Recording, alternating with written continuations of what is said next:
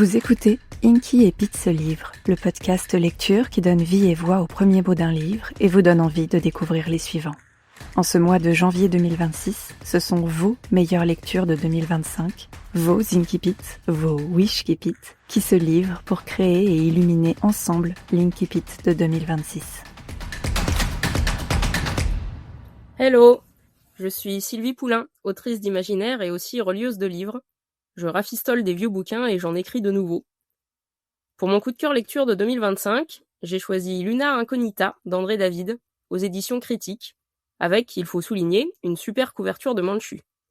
Luna Incognita, c'est tout ce que j'aime en SF. Une toile de fond plausible, mais qui permet des images spectaculaires, le pas de côté qui permet d'aborder des problématiques très actuelles, une histoire qui prend aux tripes, et des personnages plus humains qu'héroïques.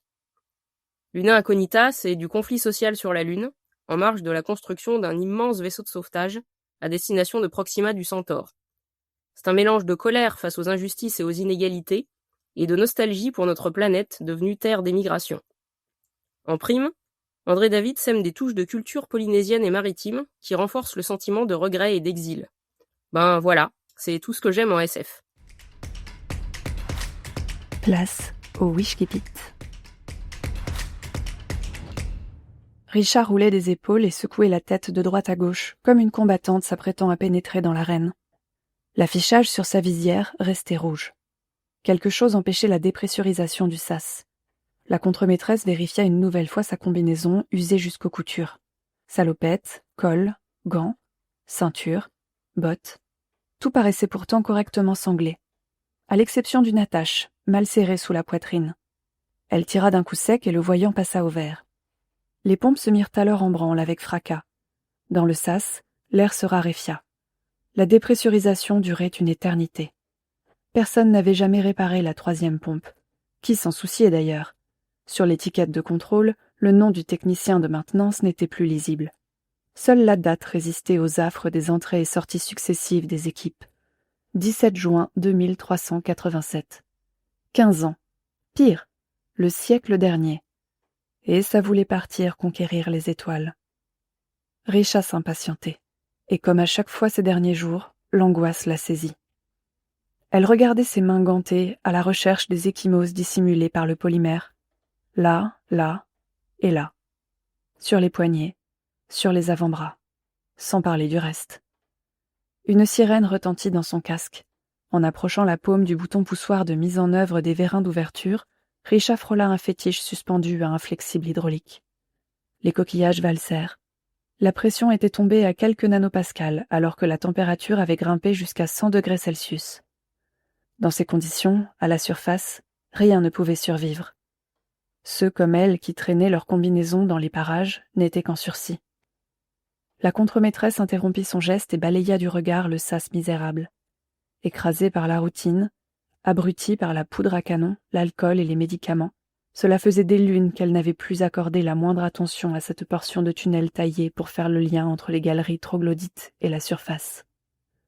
Comme toutes les constructions lunaires, il avait été conçu selon deux adages, économie et praticité. Le sas condensait en quelques mètres cubes toute l'austérité de la technologie sélène, béton gris et tubulure apparente. Au plafond et sur les murs, des faisceaux de câbles convergeaient vers les 4 puissants vérins qui manœuvraient la porte. Derrière leur cage en treillis métalliques défoncés, les pompes d'ajustement de la pression ronronnaient. Il pendait des vannes des prescriptions de sécurité effacées sur lesquelles les ouvriers avaient greffé des colifichets de toutes sortes, breloques de coquillages et d'osselets, étoiles de David, fils multicolores tressés, mains de Fatima et crucifix ondulés dans la timide brise de dépressurisation. Richa sourit. Son chapelet en tête d'alouette, noué à la va-vite à une ampoule, était toujours là. Les billes de bois flottaient, animées par une fuite dans le circuit pneumatique, dansaient, comme au premier jour. Elle ne se rappelait même plus la fois où elle avait grimpé pour le cacher là-haut. Sur la pointe des pieds, elle effleura du bout des doigts la croix suspendue. Les versets s'imposèrent d'eux-mêmes, surgis du tréfonds de son âme, comme les bulles d'air d'un apnéiste arrachant encore quelques secondes à ses poumons souffrants. Richa les psalmodia, si bas, si dévotement, que ses lèvres tremblaient à peine. Les divinités qu'elle invoquait n'avaient aucun pouvoir sur la lune. Que pouvait le dieu du vent sur un astre où l'atmosphère se résumait à un voile de poussière? Que pouvait la déesse de la fertilité parmi les vastes landes de sable? Et celle de l'eau, quand ici-bas les océans n'étaient que de tristes étendues arides? La lune était un rocher à la croûte brûlée, stérile, en proie à la fureur du dieu soleil. Ce dieu-là qui l'avait maudite. Une quinte de toux lui déchira les poumons. Il ne l'avait pas seulement maudite, il l'avait condamnée.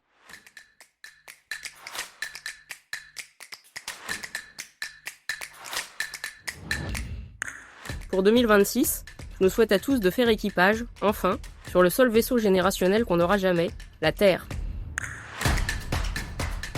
Et à demain pour découvrir un nouveau Wish Keep It.